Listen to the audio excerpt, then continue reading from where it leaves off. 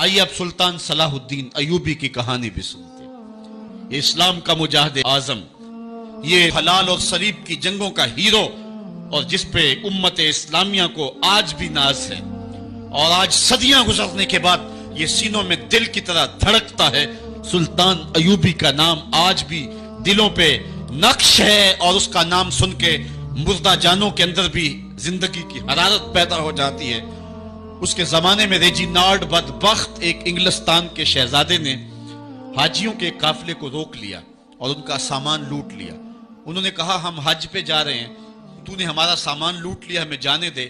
تو اس نے دریدہ دہنی کرتے ہوئے کہا بلاؤ اپنے نبی محمد کو جو تمہاری جان چھڑائے۔ بس سلطان صلاح الدین ایوبی تک یہ بات پہنچی تو میں نے تاریخ میں پڑھا ہے کہ وہ دانت پیستا تھا، اس کی آنکھوں میں خون اتر آیا، اور اس میں کھڑے کھڑے قسم کھائی کہ جب تک اس ظالم کو کیفر کردار تک نہیں پہنچاؤں گا چین کی نیند نہیں سوؤں گا۔ پھر پونے دو سال کا عرصہ آپ سلطان صلاح الدین ایوبی کی زندگی دیکھے، جنگی مہموں کو ترتیب دیتا رہا، دن رات اس نے ایک کر دی، نیند قریب نہ آنے دی۔ جب نیند بہت زیادہ تنگ کر دی تو پھر وہ خیمے کی چوب کے ساتھ ٹیک لگا کے کھڑے ہو کر کے اپنی آنکھوں کی آگ بجھا لیتا، اور پونے دو سال کا عرصہ اس نے چارپائی پہ لیٹ کے نہیں دیکھا۔ پھر وہ لمحے آئے کہ اللہ نے اس کی مراد پوری کی۔ انگلستان کے شہزادے لائن میں کھڑے تھے، اس نے شاہ گاما کو اپنی کرسی دی اور ساتھ کہا ہم جس کو کرسی دیتے اسے امان دیتے۔ پھر اس نے اس کے جو نائٹس تھے ان کو آب خورے دیے، ان میں پانی دیا، کہا جس کو ہم پانی دیتے ہیں اس کو امان دیتے ہیں۔ پھر جب ریجینالڈ کی باری آئی تو بادشاہ کی رگیں پھول گئیں غصے سے، اس نے تلوار نیام سے باہر نکالی اور اس کی چھاتی پہ چڑھ کے اس کی گردن پہ تلوار رکھ کے اس کے ٹکڑے کرتے ہوئے کہا او کتے، تو نے کہا تھا بلاؤ اپنے نبی محمد کو، محمد عربی نے اپنا نوکر بھیج دیا ہے۔ اور اس طرح اس ریجینالڈ کتے کے دو ٹکڑے کر کے رکھ دیے۔ یہ ہماری تاریخ ہے، یہ روشن تاریخ ہے۔ ہمارے اسلاف، ہمارے بزرگ، اس دور کے شہنشاہ، اس دور کے بادشاہ اتنی جرأت اور اتنی عظیمت رکھا کرتے تھے، اور آج ہماری کمزوریاں نے دشمنوں کو دلیر کر دیے۔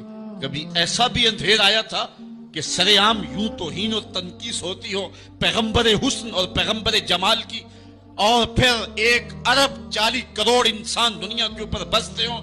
یہ بھی زمانے نے دن دیکھنے تھے تو امت مسلمہ کی موت واقع ہو جائے اگر حضور علیہ السلام کی توہین باقی رہتی ہے۔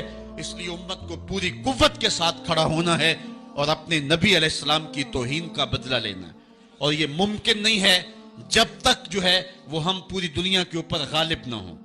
اللہ تعالیٰ امت کو وہ دن نصیب فرمائے کہ امت کا غلبہ اللہ تعالیٰ نصیب فرمائے۔ اس وقت ہمارا المیہ یہ ہے کہ ہمارے پاس عالم لیڈر کوئی نہیں ہے، عوام کے جذبے یقیناً دیکھنے کے۔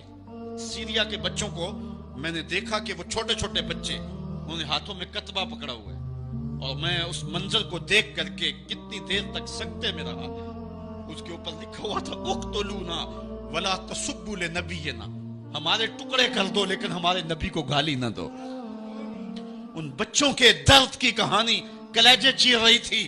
یہ محبتوں کا عالم، وہ اقبال نے کہا تھا چمن میں رخت گل شبنم سے تر ہے، چمن میں رخت گل شبنم سے تر ہے، سمن ہے سبزہ ہے باد سحر ہے، مگر ہنگامہ ہو سکتا نہیں گرم، یہاں کا لالا بے سوزے جگر ہے۔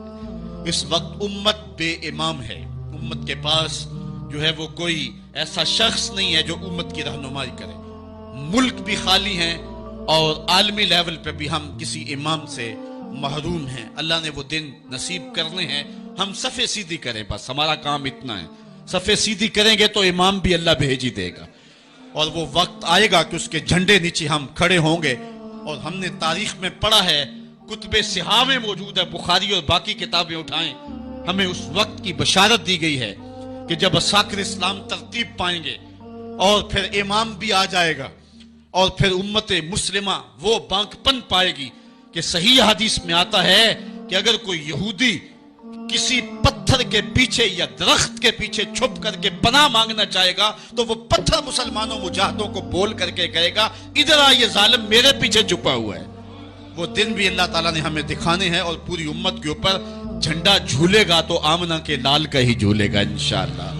آ ملیں گے سینہ چاکانے چمن سے سینہ چاک، بس میں گل کی ہم نفس باد صبا ہو جائے گی، شبنم افشانی پیدا کرے گی میری سوز و ساز، اس چمن کی ہر کلی درداشت نہ ہو جائے گی، آسمان سحر کے نور سے ہوگا آئینہ پوش، ظلمت رات کی سیما پا ہو جائے گی، شب گریزاں ہوگی آخر جلوہ خورشید سے، یہ چمن معمور ہوگا نغمہ توحید سے۔ وہ وقت انشاءاللہ آنے والا ہے، بس ہمارا کام صفیں سیدھی کرنی ہے اور صفوں کو ترتیب دینا ہے، اپنے جذبوں کو مرنے نہیں دینا ہے، اور یہ جذبے اپنی نسلوں میں بھی منتقل کرنے ہیں، اور اپنی نسلوں کو بٹھا کر کے حضور کی عظمت کی کہانی پڑھا کے جانا ہے۔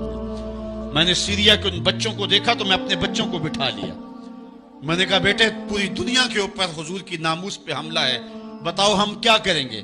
تو میرا 5 سال کا بچہ ہے، مجھے حمزہ کہنے لگا کہ ابو یہ جو تلوار آپ نے لٹکا کے رکھی ہے بیٹھک میں، اس کے میں پیچ خود کھول سکتا ہوں اور یہ میرے ہاتھ میں دے، ان ظالموں کو میں کاٹوں گا۔ میں نے کہا بیٹے مجھے یہی تجھ سے توقع تھی، اس لیے کہ تیرے جسم کے اندر خواجہ دین محمد مصطفی کی غیرت کا خون دوڑ رہا ہے، اور انشاءاللہ یہ ہماری نسلیں اٹھیں گی اور اسلام کے غلبے کا خواب ہم شرمندہ تعبیر کریں گے انشاءاللہ۔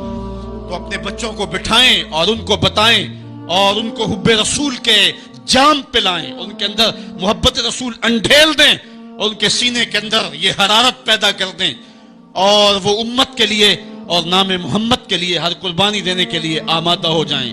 انشاءاللہ وہ وقت دور نہیں ہے جب پوری دنیا کے اوپر اسلام کا جھنڈا جھولتا ہوا نظر آئے گا۔ ہم نے اپنے جذبوں کو ہر صورت بیدار رکھنا ہے، اور اگر انہوں نے توہین کی زبان کھولی ہے تو کروڑوں انسان حضور کی مدح میں زبانیں کھول لیں، صبح و شام وظیفہ درود و سلام کا لبوں پہ جاری کر لیں، اور حضور کے نام کا جھنڈا اٹھائیں۔ یہ گلیوں میں، یہ چوکوں میں، یہ بازاروں میں یہ احتجاج، یہ تو ایک معمولی کیفیت ہے، ہم تو اس سے آگے بھی اگر ہم بے بس ہیں، کر کچھ نہیں سکتے۔ سچی بات ہے، ہمارے اندر جو جذبوں کی کائنات ہے ان کو کچا چبا جائیں کہ جنہوں نے میرے آقا حضور نبی رحمت کی توہین اور تنقیص کی ہے، اس لیے جو ہم سے بن پڑا، جو ہم سے ہو سکا ہم نے وہ ضرور کرنا ہے۔ وہ کیا کہا تھا سودا نے کہ مجنو لیلا سے بازی نہ لے سکا پر سر تو دے سکا، کس منہ سے کرتے ہو دعویٰ عشق سودا، تم سے تو یہ بھی نہ ہو سکا۔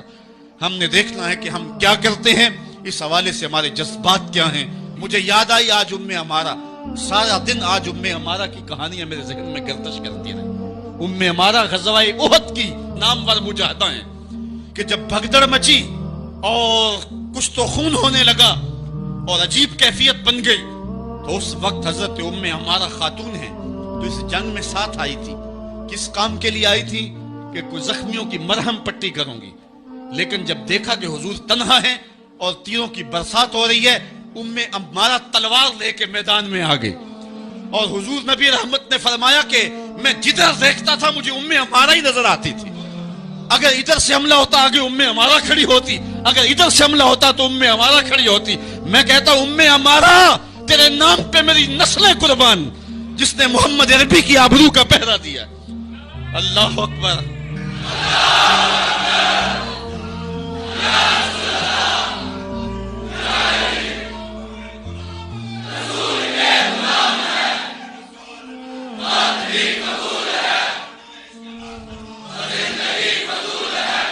تمہارے جذبے سچے ہیں انشاءاللہ، شاید مغرب کو بھول ہو گئی ہے، یہاں ایک ایک بچہ غازی علم الدین ہے، ایک ایک بچہ عمر چیمہ ہے، یہ سعادت مندیوں کا سفر ہے، یہ مغرب کو بھول ہو گئی ہے، اس نے کس قوم کو چھیڑا ہے؟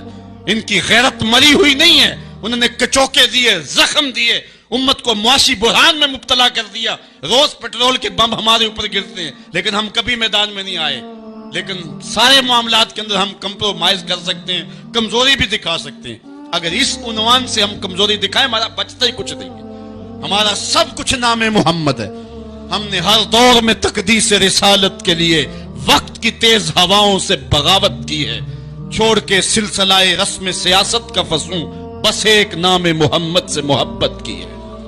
ہم نے عہد غلامی کرنا ہے حضور علیہ السلام کے نام سے، اور انشاءاللہ یہ ہماری سعادت مندی ہے۔ ورنہ ہم نے وہ زمانہ بھی دیکھا ہے جس زمانے میں کوئی ایسا متنفس نظر نہیں آتا تھا جو حضور کے نام کا جھنڈا اٹھائے۔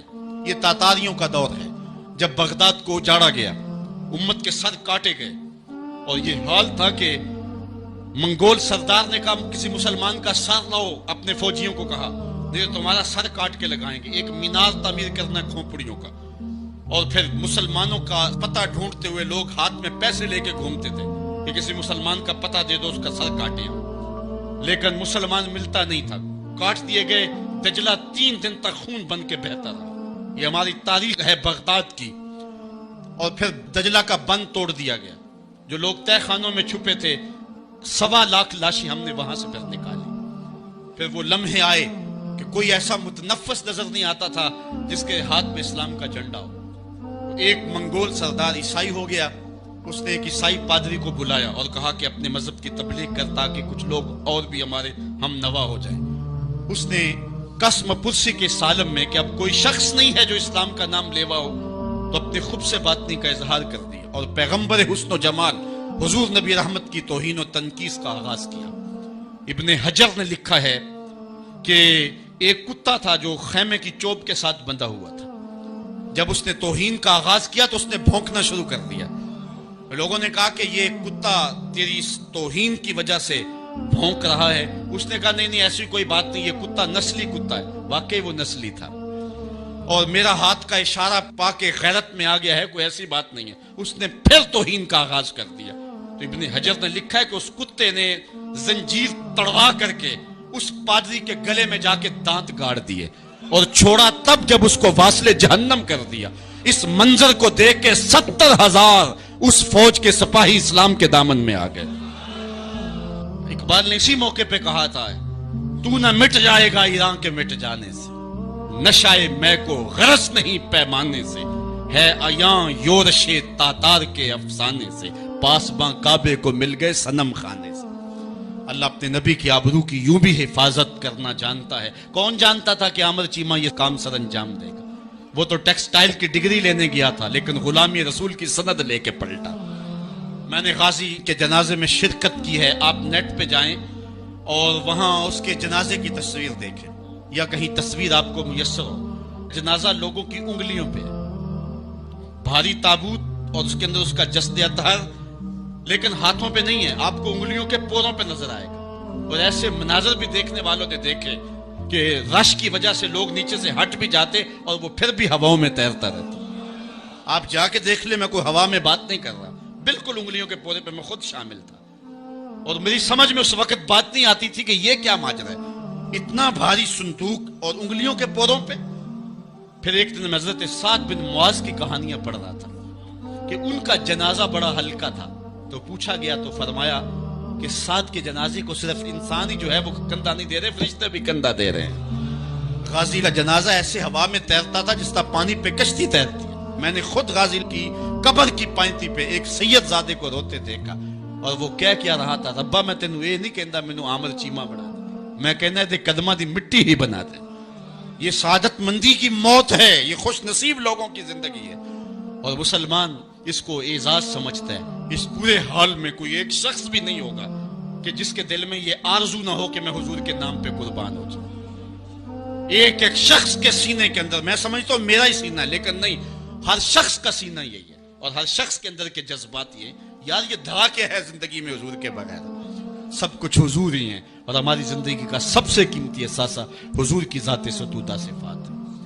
آپ کو جمعۃ المبارک کو جو کال دی گئی اس میں بھرپور شامل ہوں، جہاں جہاں سے آئے ہیں وہاں جو جلوس ہو بھرپور شامل ہوں، لوگوں کو ترغیب دیں، اور اس کو جو ہے وہ بہت بڑے سائز کے اندر جلوسوں کو منعقد کرے تاکہ مغرب کو پیغام جائے کہ یہ تھکے ہوئے، ماندے ہوئے، ہارے ہوئے، یہ جو ہے وہ معاشی بحرانوں کے پسے ہوئے لوگ جب بھی اپنے من کا سودا کرتے ہیں